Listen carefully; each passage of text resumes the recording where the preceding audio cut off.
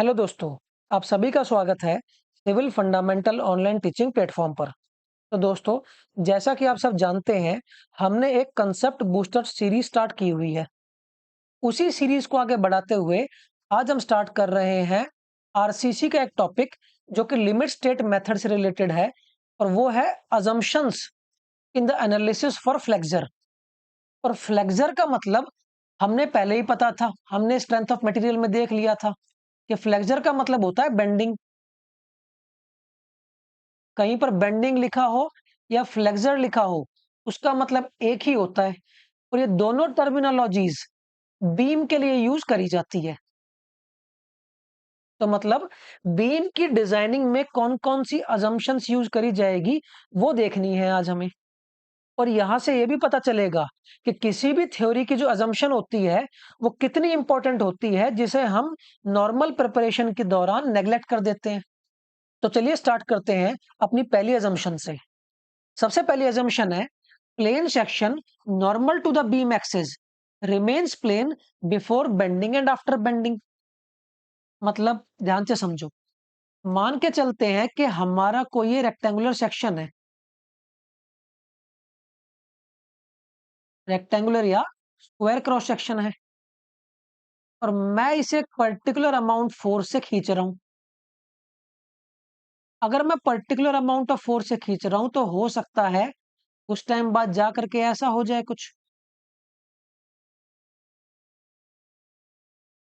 मतलब इसका cross section area कम हो जाएगा एंड से। बट ये जो सरफेस है, वन वन अगर मैं बात करूं तो पहले सेक्शन पर भी ये प्लेन ही था, और अगर टू टू सेक्शन की बात करूं तो दूसरे सेक्शन पे भी ये प्लेन ही रहेगा। इसका मतलब बेंडिंग हो या एक्सियल फोर्स हो या कोई भी सेक्शन हो, ये अजम्पशन हमेशा वैलिड होती है। अब इसे बेंड कर लोगे तब भी ऐसी रहेगी। स्क्वायर क्रॉस सेक्शन ही रहेगा, rectangular cross section rectangular cross section ही रहेगा। उसकी शेप में कोई चेंज नहीं आएगा। तो अगर शेप में कोई चेंज नहीं आएगा तो प्लेन सेक्शन हमेशा प्लेन ही रहेगा। इसका मतलब है ये। आरसीसी में इसका क्या मतलब है कि जब भी किसी स्ट्रक्चर पे लोड लगेगा और बेंडिंग होगी तो जो स्ट्रेन का वेरिएशन होगा वो हमेशा लीनियर होगा। इस चीज को ध्यान रखना, ये ऑब्जेक्टिव में डायरेक्टली पूछी जाती है। स्ट्रेन का वेरिएशन मतलब स्ट्रेन क्या होता है? चेंज इन लेंथ होना। और चेंज इन लेंथ कब होगी? जब पार्टिकल मूव करेंगे। और पार्टिकल मूव करेंगे तो मेंबर में अगर शेप चेंज नहीं हो रही, सिर्फ पार्टिकल एक पोजीशन से दूसरी पोजीशन पर मूव कर रहे हैं, तो ऐसी सिचुएशन में जो स्ट्रेन का वेरिएशन होता है वो हमेशा लीनियर होता है। ये ऑब्जेक्टिव डायरेक्टली एग्जाम में पूछा जाता है। ठीक है। दूसरा, ये अजम्पशन दोनों मेथड्स के लिए यूज होगी, चाहे वो लिमिट स्टेट मेथड हो चाहे वो वर्किंग स्ट्रेस मेथड हो। दोनों मेथड हम आरसीसी के अंदर पढ़ते हैं। अब यहां पर एक ब्रीफ इंट्रोडक्शन देखते हैं कि एलएसएम का मतलब क्या होता है और डब्ल्यूएसएम का मतलब क्या होता है। ये सब आप थ्योरेटिकल एस्पेक्ट में कहीं ना कहीं आपने पढ़ रखा है। मैं एक शॉर्ट ब्रीफ इंट्रोडक्शन दूंगा सिर्फ इसका, ताकि ऑब्जेक्टिविटी में थोड़ी सी हेल्प मिले। वो बात ये है कि किसी भी स्ट्रक्चर में दो तरह से फेलियर हो सकते हैं। एक को बोलते हैं कोलैप्स। कोलैप्स मतलब स्ट्रक्चर का फेलियर होना। ठीक है। दूसरा होता है सर्विसिबिलिटी। सर्विसिबिलिटी सर्विसिबिलिटी का मतलब होता है कि कोई भी स्ट्रक्चर मेरा वर्किंग कंडीशन में है या नहीं है। Working condition. तो वर्किंग स्ट्रेस मेथड में क्या होता था कि हम सिर्फ कोलैप्स की बात करते थे कि मुझे स्ट्रक्चर को इस तरह सेफ रखना है कि उसमें कभी भी कोई फेलियर ना हो। बट लिमिट स्टेट मेथड में हमें स्ट्रक्चर को तो कोलैप्स से बचाना ही है, तो कोलैप्स के बेसिस पर तो डिजाइनिंग होगी ही होगी। बट इस चीज को भी ध्यान में रखना है कि मेरा स्ट्रक्चर हमेशा तो वर्किंग कंडीशन में भी हो, ऐसा ना हो कि उसमें डिफ्लेक्शन इतना ज्यादा आ गया कि वो वर्किंग के लिए यूज में ही नहीं ले सकते हम उस चीज को, या उस स्ट्रक्चर को हम यूज में ही नहीं ले सकते वर्किंग कंडीशन में। तो यहां पर लिमिट स्टेट और वर्किंग में डिफरेंस समझ में आया। दूसरा ऑब्जेक्टिव क्या था कि ये अजम्पशन बताती है कि स्ट्रेन वेरिएशन हमेशा लीनियर होगा, स्ट्रेस की बात नहीं करी गई। और ये अजम्पशन वर्किंग स्ट्रेस और लिमिट स्टेट मेथड के लिए दोनों के लिए ही वैलिड है। ये तीन ऑब्जेक्टिव इस थ्योरम से पूछे जाते हैं। या पहली जो अजम्पशन है उससे ये तीन ऑब्जेक्टिव पूछे जाते हैं, इस चीज को ध्यान रखना। ठीक है, चलिए सेकंड अजम्पशन पर बढ़ते हैं। सेकंड अजम्पशन में कहता है कि the maximum strain in concrete eight outer most compressed fibre. जब भी किसी स्ट्रक्चर के अंदर मान लेते हैं ऐसा कोई बीम है और उसके अंदर लोड लग रहा है जिसकी वजह से बेंडिंग हो रही होगी। अब अगर बेंडिंग हो रही है तो एक साइड में टेंशन और एक साइड में कंप्रेशन आएगा। तो कंप्रेशन में मैक्सिमम स्ट्रेन की तो कोई लिमिट होगी ना। तो एग्जामिनर ने बोला या पूछा, एग्जामिनर ने पूछा कि maximum compressive strain extreme outer most fibre पर कितना होगा, मतलब टॉप मोस्ट फाइबर पर कितना कंप्रेसिव स्ट्रेन होगा। तो उसकी वैल्यू डायरेक्टली एग्जाम में पूछ ली जाती है जो कि होती है 0.0035।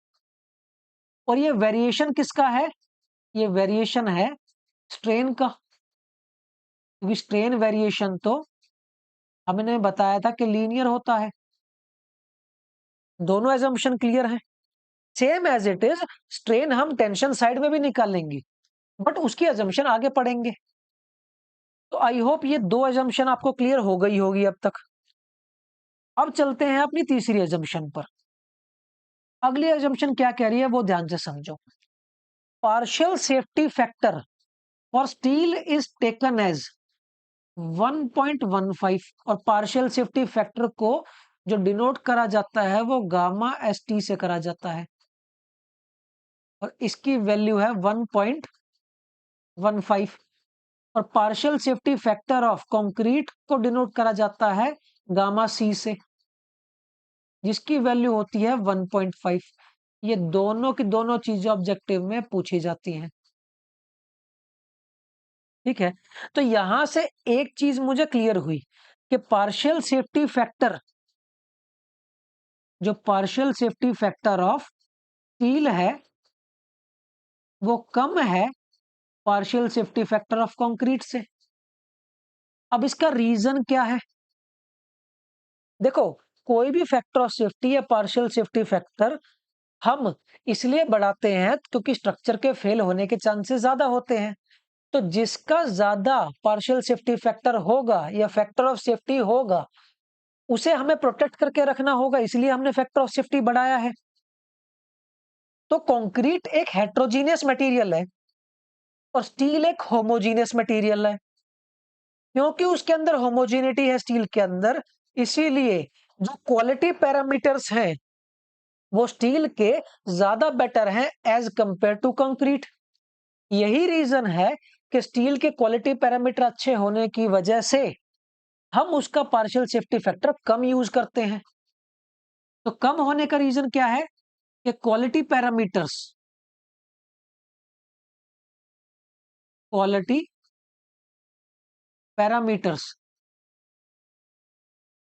Of steel is better than concrete. Concrete से ज्यादा अच्छे क्वालिटी पैरामीटर होने की वजह से ही स्टील का पार्शियल सेफ्टी फैक्टर कम लिया जाता है। कंक्रीट हेट्रोजीनियस है, तो हेट्रोजीनियस तो फेल भी किसी प्लेन पर हो सकता है, इसलिए उसके लिए पार्शियल सेफ्टी फैक्टर ज्यादा ले दिया। कई बार एग्जामिनर क्वेश्चन में क्या पूछेगा कि भाई मुझे पार्शियल सेफ्टी फैक्टर नहीं चाहिए, मुझे ना फैक्टर ऑफ सेफ्टी बता दो। अब ध्यान से समझो, जब बात करी जाएगी फैक्टर ऑफ सेफ्टी की, तो फैक्टर ऑफ सेफ्टी जब भी नाम आप सुन लो तो हमेशा इस चीज पर ध्यान देना कि वो बात कर रहा होगा वर्किंग स्ट्रेस मेथड की। और अगर पार्शियल सेफ्टी फैक्टर बोले तो वो बात कर रहा होगा लिमिट स्टेट मेथड की। तो फैक्टर ऑफ सेफ्टी, और अगर कंक्रीट की बात करूं तो कंक्रीट के लिए फैक्टर ऑफ सेफ्टी होता है हमारा 3। और अगर मैं बात करूं स्टील की, तो स्टील के लिए फैक्टर ऑफ सेफ्टी होता है 1.8। तो इस चीज को ध्यान से समझ लेना कि उसने फैक्टर ऑफ सेफ्टी बोला है या पार्शियल सेफ्टी फैक्टर बोला है। ठीक है, चलिए अगली एजम्पशन पर चलते हैं। अगली एजम्पशन सारी एजम्पशन में से सबसे ज्यादा इंपॉर्टेंट एजम्पशन है, क्योंकि ये एजम्पशन कहती है कि टेंसाइल स्ट्रेंथ को इग्नोर करा जाता है। इसकी कंक्रीट की। यही रीजन है जब कोई बीम बेंड करता है तो उसके अंदर बॉटम पर टेंशन आती है। ठीक है, जब बॉटम पर टेंशन आएगी तो अगर कंक्रीट टेंशन में वीक होगा तो वहां से तो वो फेल हो जाएगा। उसी को अवॉइड करने के लिए हम स्टील बार प्रोवाइड करते हैं ताकि कंक्रीट की टेंसाइल स्ट्रेंथ को एनहांस करा जा सके, या उस पर जो टेंसाइल स्ट्रेस आ रहा है वो सारा का सारा स्टील कैरी कर ले। ठीक है, तो कंक्रीट की टेंसाइल स्ट्रेंथ इग्नोर करी जाती है किसके comparatively, as compare to tensile strength. तो अब मुझे उसी का एक कंपैरिजन देखना है और बहुत ज्यादा इंपॉर्टेंट पार्ट देखना है, ध्यान से समझना। कंक्रीट की टेंसाइल स्ट्रेंथ को बोला जाता है एफसीआर। अब ये एफसीआर होता क्या है वो ध्यान से समझना। अगर मैं बोलता हूं कंक्रीट की टेंसाइल स्ट्रेंथ, या इसका दूसरा नाम है मॉडुलस ऑफ रप्चर।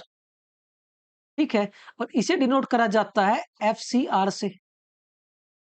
तो मॉडुलस ऑफ रप्चर एक्चुअली में होता क्या है, ये एक पैरामीटर होता है, एक पैरामीटर होता है which describe the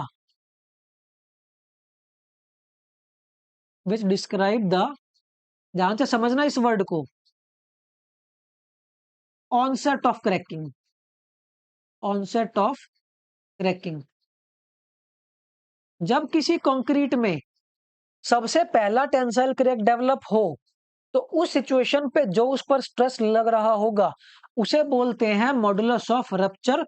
और उस एफसीआर को अगर मैथमेटिकली निकालना पड़े तो वो होता है 0.7 अंडर रूट एफसी के।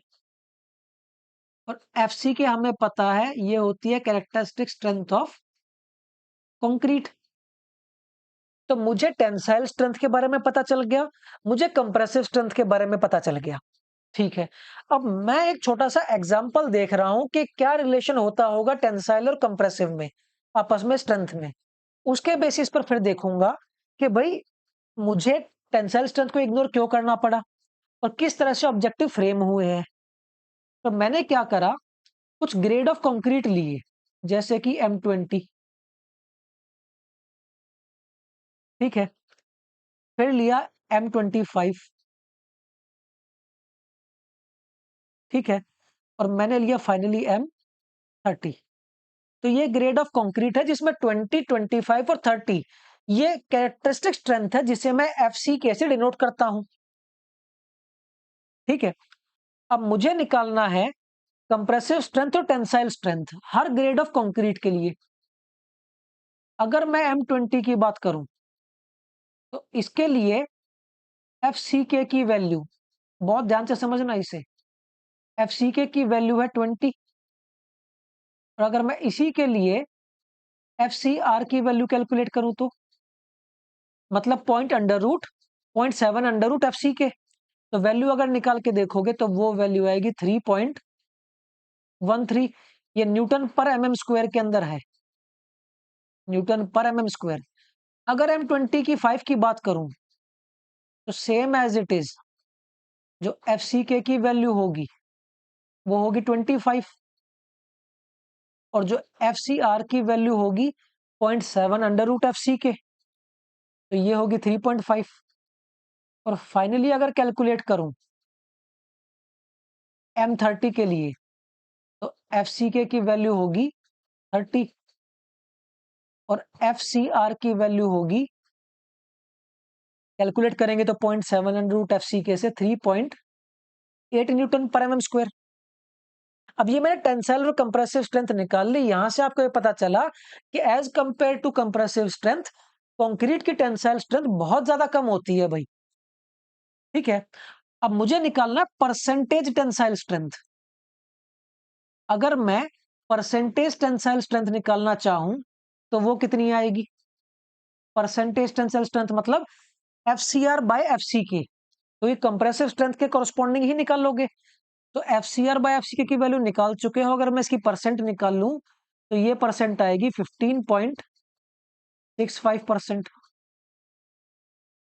M25 के लिए आएगी 14.6% और M30 के लिए आएगी 12.66%। और अगर मैं और आगे जाऊंगा तो वैल्यू और कम हो जाएगी। तो सबसे पहला इंपॉर्टेंट ऑब्जेक्टिव तो इसके अंदर था कि टेंसाइल स्ट्रेंथ को इग्नोर करा जाता है, पहला पॉइंट तो था ये। दूसरा, ऑनसेट ऑफ क्रैकिंग को क्या बोला जाता है? मॉडुलस ऑफ रप्चर, दूसरा था ये। तीसरा, मॉडुलस ऑफ रप्चर को मैथमेटिकली कैसे कैलकुलेट करा जाता है? 0.7 अंडर रूट एफ सी के, ये डायरेक्टली ऑब्जेक्टिव आता है।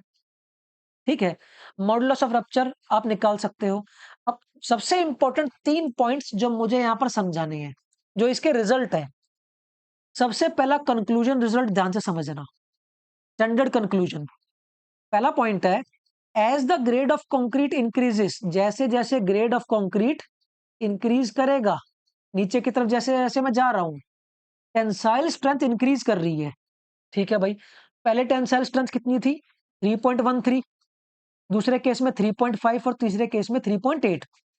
तो कंक्रीट का ग्रेड बढ़ेगा तो टेंसाइल स्ट्रेंथ बढ़ेगी, but percentage tensile strength decrease कर रही है, चेक करके देखना। ये ऑब्जेक्टिव में पूछेगा, ग्रेड ऑफ कंक्रीट अगर बढ़ रहा है तो टेंसाइल स्ट्रेंथ पे क्या फर्क पड़ेगा और परसेंटेज टेंसाइल स्ट्रेंथ पर क्या फर्क पड़ेगा।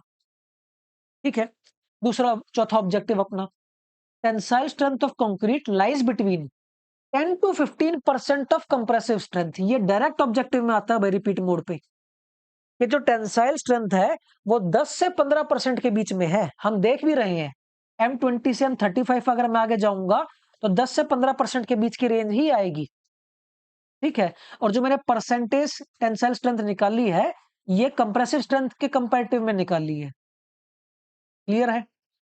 अगला पॉइंट है, as the grade of concrete increases, जैसे जैसे ग्रेड ऑफ कंक्रीट बढ़ रहा है वैसे वैसे the rate of increase of tensile strength is less than compressive strength. मतलब जो टेंसाइल स्ट्रेंथ है वो उस रेट से नहीं बढ़ रही जैसे कंप्रेसिव स्ट्रेंथ बढ़ रही है।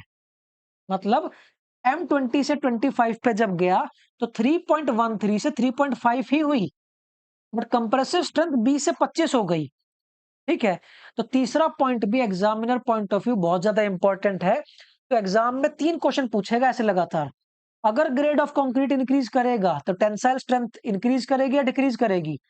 परसेंटेज टेंसाइल स्ट्रेंथ पे क्या फर्क पड़ेगा? और जो rate of increase of tensile strength है वो ज्यादा है या कम है? या ये पूछेगा टेंसाइल स्ट्रेंथ जो होता है वो कितने परसेंट पे लाई करता है as compare to compressive strength.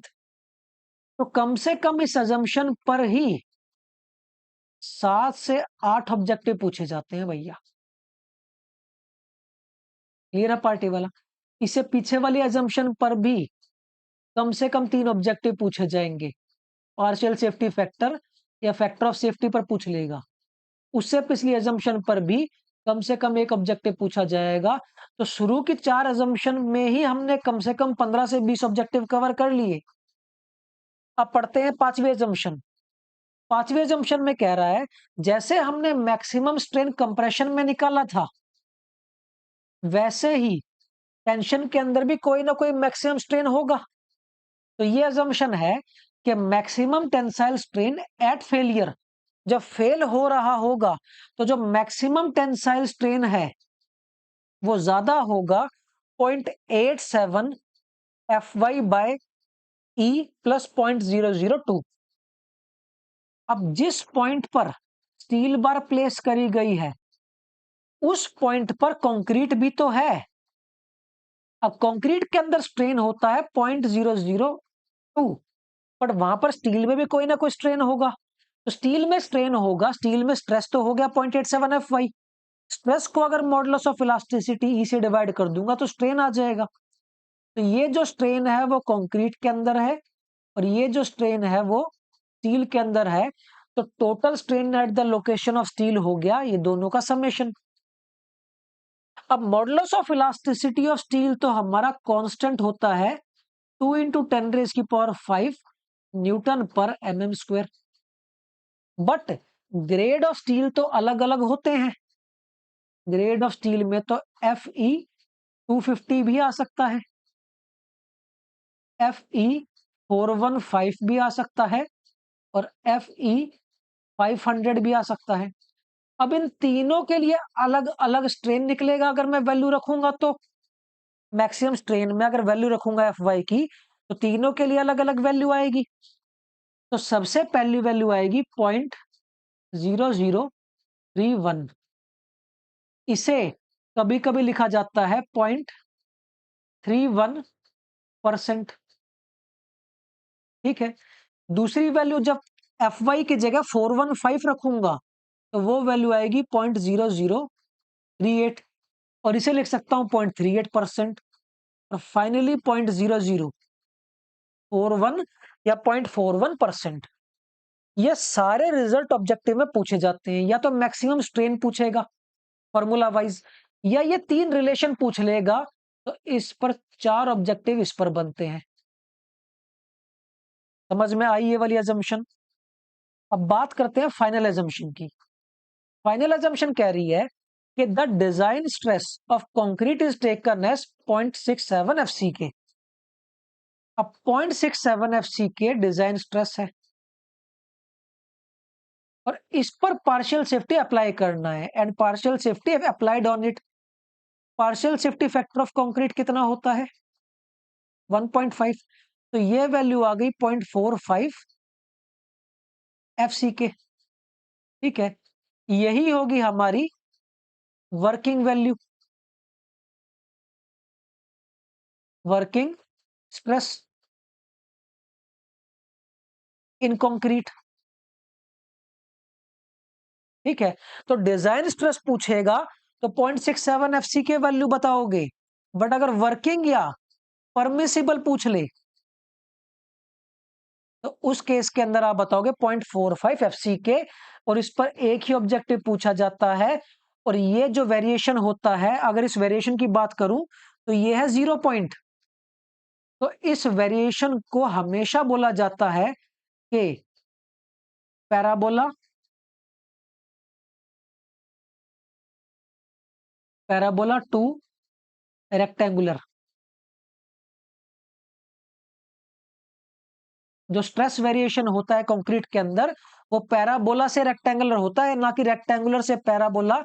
इस चीज को ऑब्जेक्टिव पर्पस से ध्यान रखना। ठीक है। कहीं उधर देख के आ जाओ कि रेक्टेंगुलर से पैराबोला होता है, हमेशा पैराबोला से चीजें स्टार्ट होंगी क्योंकि न्यूट्रल एक्सिस बेंचमार्क है।